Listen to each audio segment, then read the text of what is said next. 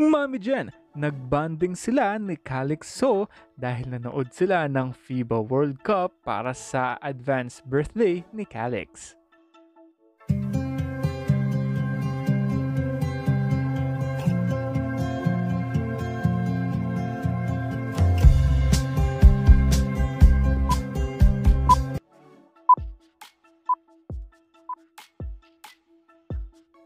Naging bonding moment ni Jeneline Mercado at anak ni Dennis Trillo na si Calix ang FIBA World Cup dahil nanood sila ng sabay dahil favorite na favorite talaga ang basketball nitong si Calix at ito na nga advanced birthday celebration na rin na gift ni Mami Jen kay Calix dahil magsa-celebrate na ito ng kanyang 16th birthday sa September 22. Akalain mo yun, teenager na talaga ang anak ni Dennis na talaga namang tumatayong nanay o mommy itong si Jeneline Mercado kahit naabala ito sa kanyang showbiz commitments katulad na lamang sa taping nito sa Love Die Repeat. Ang laki ng tuwa at sobrang masaya talaga itong si Calix dahil finally na-meet na niya ang mga idol nito dahil nanood sila ng FIBA World Cup.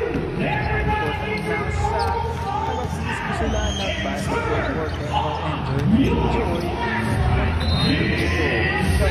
Masaya din si Jen dahil na-fulfill niya ang duty niya bilang mommy kay Calix.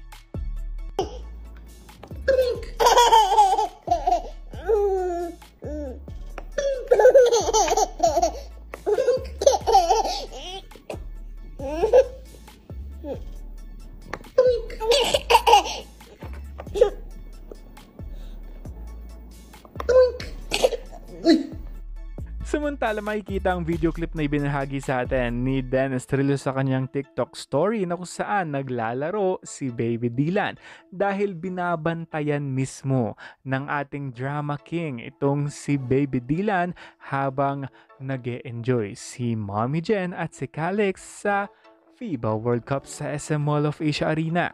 Narito naman ang ilang clip na kung saan nagtataping itong si Jeneline Mercado dahil malapit na nating mapapanood ang kanyang showbiz comeback teleserye na Love Die Repeat. Katambal itong si Zian Lim. Kaya naman abang-abang tayo dahil out of the box ang kwentong ito at hindi talaga ito usual na teleserye at kwento na pagbibidahan mismo ng ating ultimate star na si Jeneline Mercado. Abangan natin ito mga besties at mga Denjen fans out there.